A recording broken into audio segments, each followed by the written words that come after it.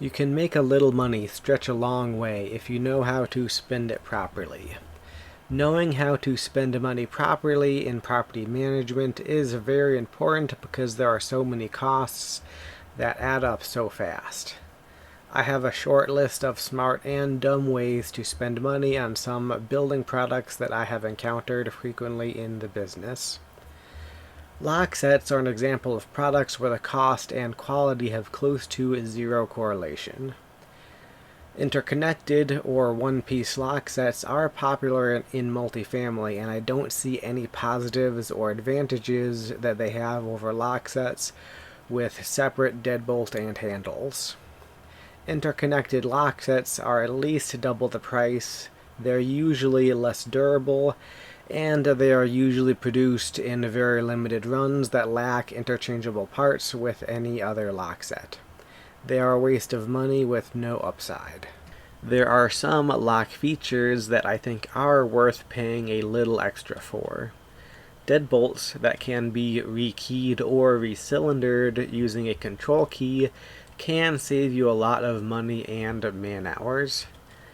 There are many versions of these locks that are cheap and have interchangeable parts with common locks. One would think that electronic fobbed key sets would be nice for multifamily because the rekeying and access controls are so easy, but that is not usually the case. Electronic lock sets are usually super expensive and require a cloud subscription, and the manufacturer usually bricks the cloud service after a couple of years. Some people assume that electronic fobbed key sets are good for aging homes because they can assist people with mobility issues, but I've never met any resident of an aging home who appreciated all the electronics. Just buy the cheapest lock set you can find that is compatible with control keys, and you will probably get a lot more life out of it than anything that bills itself as commercial grade or luxury. I have the same feeling about most water fixtures. Most expensive faucets, drains, and toilets are made to look fancy by using cheap brass alloys that corrode and bend very quickly.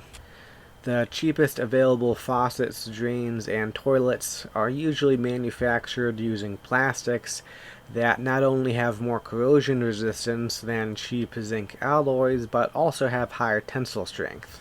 They are also significantly faster to install and uninstall because the patents for quick change fastening systems are owned by companies that produce massive quantities of cheap water fixtures, not small batches of experimental art. If you spend more than $100 on a faucet, drain, toilet, or shower valve, you are making your life significantly more difficult than it needs to be. Neither potential tenants nor home buyers are going to shell out any extra money because of the art project on their sink. I have nice things like a detachable shower head, kitchen faucet, and bidet at my own place, but I spent under $40 on each of them. The same goes for light fixtures. Nobody cares if you buy the more expensive version of a light fixture, and most of the more expensive versions are actively trying to murder you. I have a lot of students that hit chandeliers with bed frames, and a lot of coworkers that burn themselves on microhalogen bulbs while working on a ladder. The cheapest two-bulb dome light is the safest and most aesthetically pleasing fixture that you can acquire. Trying to do fancy lighting upgrades is just going to make people's lives more difficult and more dangerous. The same is true for the vast majority of all non-vinyl windows. If you buy a non-vinyl window, it's either going to rot really fast or be a waste of energy. Vinyl is both cheap and the pinnacle of window technology. Same with appliances. When you spend more money on appliances, you're paying for them to slap a bunch of extra circuit boards on there. Those circuit boards don't contribute anything to anybody's life other than glitches and downtime. Most of these mistakes are made by property managers, construction project managers, or other middle management types that have been given control of a budget without understanding any of the building systems that they are budgeting for, or any of the customers that they are attempting to sell to. So they blow their budget on things that their customers do not want, notice, or care about, and then there is no money left over for more important building systems.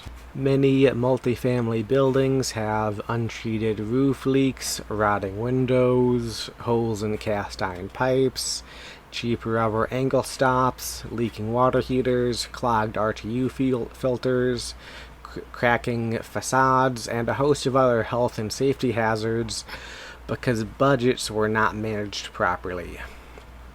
Generally speaking, more money should be spent on the non-visible parts of the structure, and less money should be spent trying to catch people's eyes on internet listings.